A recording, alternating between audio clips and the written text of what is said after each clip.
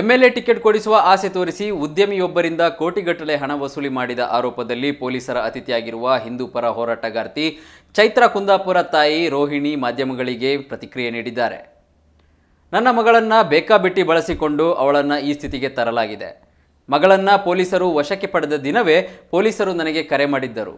ಮಗಳನ್ನ ವಶಕ್ಕೆ ಪಡೆದ ಮಾಹಿತಿ ಜೊತೆಗೆ ಮಗಳೊಂದಿಗೆ ಫೋನ್ನಲ್ಲಿ ಮಾತನಾಡಿಸಿದ್ದರು. ಮಗಳು ಧೈರ್ಯ ತೆಗೆದುಕೊಳ್ಳುವಂತೆ ಹೇಳಿದ್ದಾಳೆ. ಮಗಳ ಸ್ಥಿತಿ ಕಂಡು ಬಹಳ ಬೇಸರವಾಗುತ್ತದೆ. ನನ್ನ ಮಗಳನ್ನು ಬಳಸಿಕೊಂಡು ಅವಳನ್ನು ಈ ಸ್ಥಿತಿಗೆ ತರಲಾಗಿದೆ.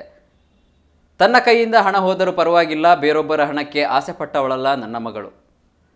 ಏನು ಮಾಡದಿರುವ ತಪ್ಪಿಗೆ ನನ್ನ ಮಗಳು ಬಲಿಯಾಗಿದ್ದಾಳೆ.